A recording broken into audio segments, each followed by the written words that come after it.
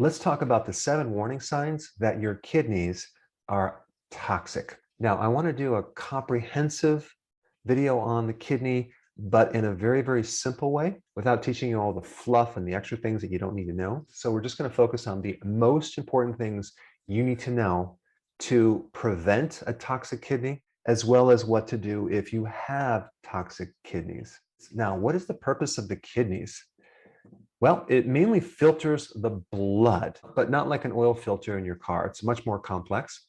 It gets rid of the toxic things and it will help to reabsorb all the good things. So the more you lose this complex filtering function, you start getting rid of nutrients that you need and you hold waste products. They start backing up into the system. And so all of the symptoms, both in the early stage kidney problems as well as the late stage kidney problems, are directly related to this filtering system becoming damaged. Now, some of the top early symptoms would be a metallic taste in your mouth. That means your toxins are backing up into the system.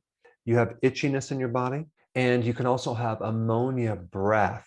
Now, some of the later signs that your kidneys are toxic would be edema, okay, swelling, where you put your finger into your lower leg and it leaves a dent. And so you're going to notice swelling in the lower ankles and feet. Now, this also shows up with the kidney because the liver and the kidney work together. But if you have pitting edema in your lower extremities, your kidneys are toxic. Now, the other place you're going to see edema is underneath the eyes. Okay, you're going to see these kind of puffy, swollen bags underneath your eyes. That is the kidneys backing up. Another symptom that you may get is called uremic frost. Now, what is uremic frost? Things are backing up in the system, especially uric acid, and it's backing up through the skin, usually on the scalp or the front part of your head. You'll see these little white specks like frost on your skin.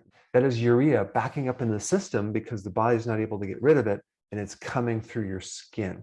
Another common sign would be high blood pressure, because think about it, if the filter is damaged, it's going to kind of inhibit blood flow through the kidney, and it's going to back up as a back pressure. And one of the problems with high blood pressure is that pressure itself will damage the kidneys.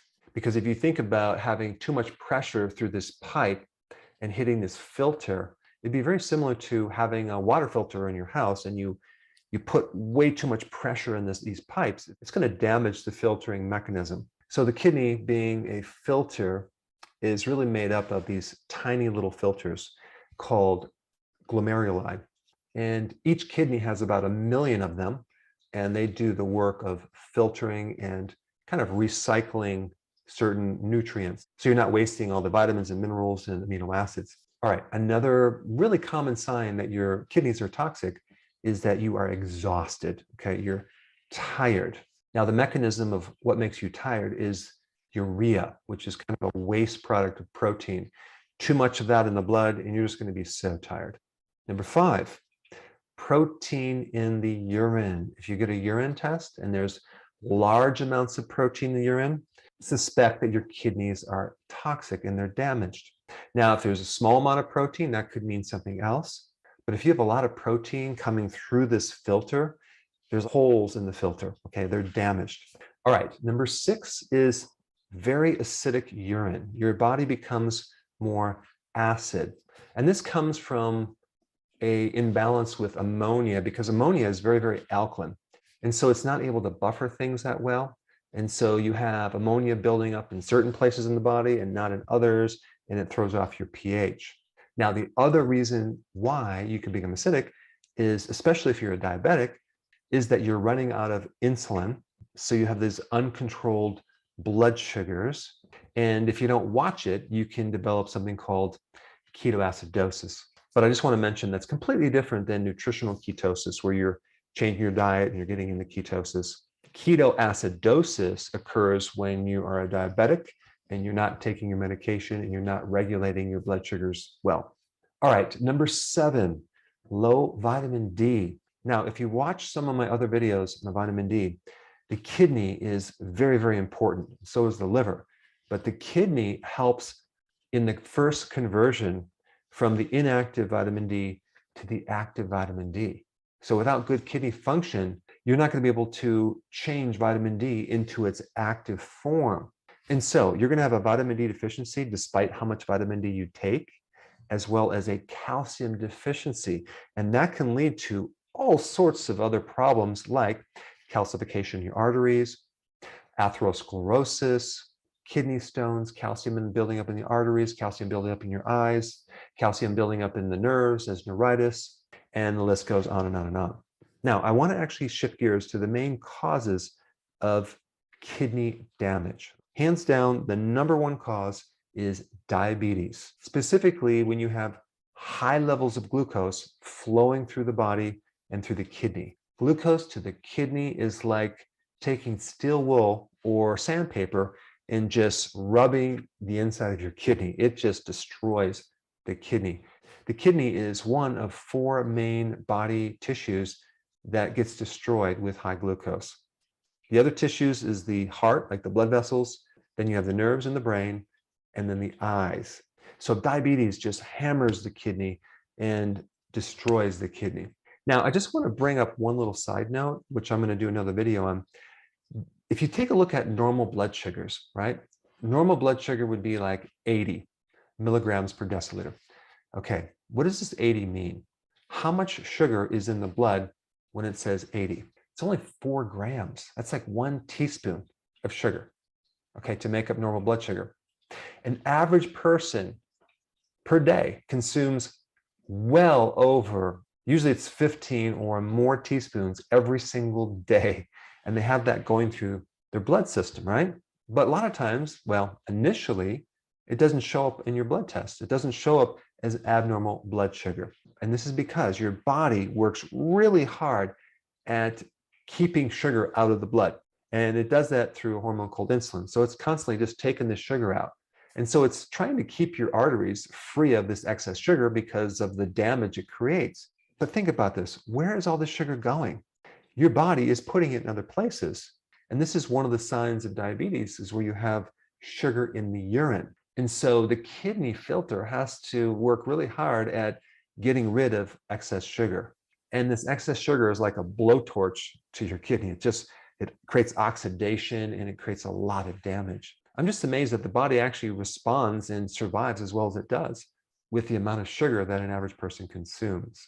All right, so the primary cause of kidney problems is diabetes. And the second cause is high blood pressure, which a lot of times is caused by diabetes because glucose hardens the arteries, increasing the pressure because there's no elasticity. The other 2 really big causes of high blood pressure is low vitamin D, which could be caused by a kidney problem, and low potassium, which can then cause kidney damage, and high blood pressure can also affect diabetes as well. So it's kind of this circuit that just one causes another problem, it causes another problem, back and forth.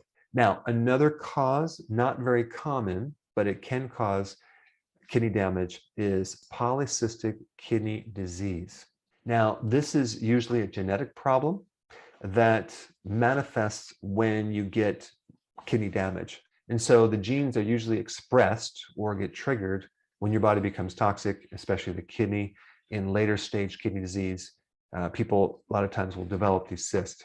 All right, then another cause of kidney damage would be glomerulonephritis, which is inflammation of those little filters, those glomeruli. So the question is, what causes inflammation of these little filtering units? Well, if you guessed diabetes, you are correct. So you pretty much conclude that the majority of kidney problems come from high blood glucose, okay? So what can you do with that information?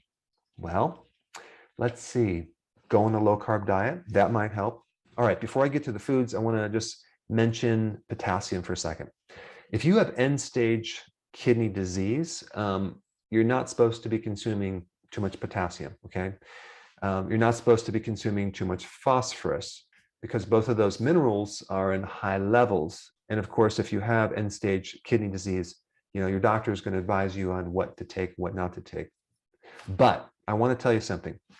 If you don't have end-stage kidney disease, okay, and you want to prevent end-stage kidney disease, potassium is one of the most important minerals to consume enough of because potassium can protect the kidney. And I'm going to put some links down below for those of you that want hardcore data. And I'm talking about not just a supplement, I'm talking about consuming high potassium foods. Now, the other two things I want to mention is vitamin D. When you have kidney damage, you're nearly always going to be low in vitamin D. And then because vitamin D is low, you're also going to be low in calcium. The problem is now we don't have this transportation mechanism of calcium, and you start building up calcification in your arteries and in your joints and in your kidney as kidney stones. All right, now that you have that, let's talk about the best foods for the kidney in preventing kidney damage. Hands down, the best foods are leafy greens, okay? Asparagus is awesome for the kidney because it also helps detoxify uric acid. We also have kale, which is loaded with all sorts of phytonutrients that are kidney protective. And then celery. Celery has great nutrients to help detoxify the kidneys and keep the kidneys in good health, and do it in a very, very gentle way. Celery juice, taken periodically, is a great way to kind of filter out the kidney. And you're going to see if someone has puffy eyes, they tend to clear up very fast when someone consumes a good amount of celery. I think if someone had weakness in the kidney and they consumed celery every single day, maybe right at the meal, last meal, or maybe a little bit later, it would not just help the kidney, it would also help them sleep. But celery is really good for edema, both in the ankles and underneath the eyes. Now, as far as protein, fish and seafood is the best, as well as high quality meats. I'm talking about organic, talking about grass-fed. But you don't want to do necessarily high protein, you want to do a moderate amount of protein.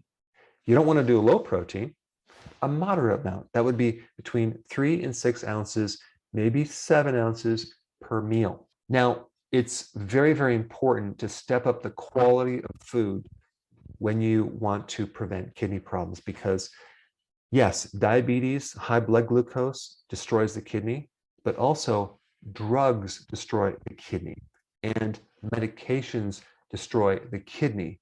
Many different medications have a side effect to the kidney itself because the kidney is always filtering blood, and that's where your medications and drugs end up.